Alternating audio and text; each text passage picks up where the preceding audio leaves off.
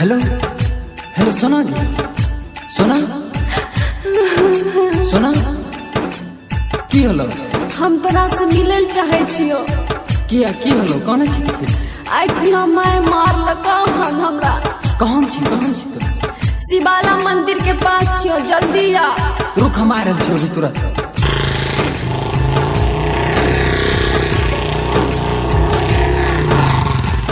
ले जो मनीष बाहर जल्दी भगाई के। ले जो मनीष बाहर जल्दी भगाई के। तोरे मारे मैयो, तोरे मारे मैयो, छोलनी धिपाई के। ले जो मनीष बाहर जल्दी भगाई के। ले जो मनीष बाहर। के नाल जइयो सोना बोलने भगाई के नाल जइयो सोना बोलने भगाई के।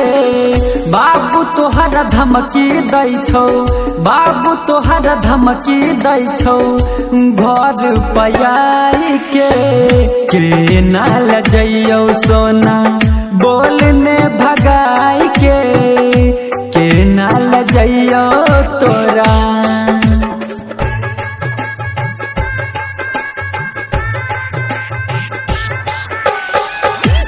विकास, अभी आप सुन रहे हैं बिट्टू यादव की शानदार प्रस्तुति।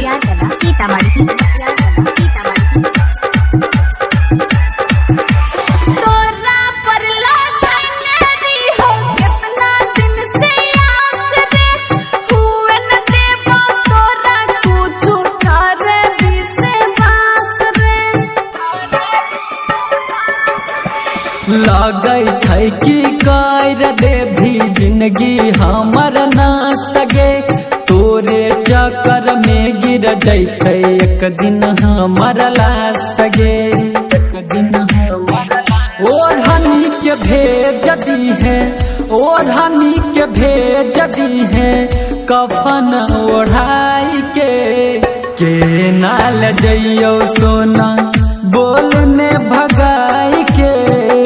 ले जो मनीष बाहर जल्दी भगाई के। ले जो मनीष बाहर। विकास,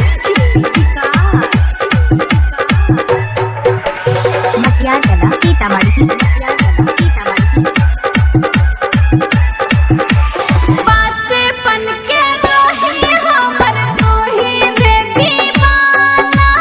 आबे किया भागल करे छी माना।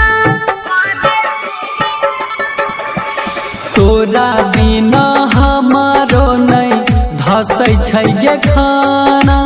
दुश्मन बन के पीछा पड़ल छै जमा।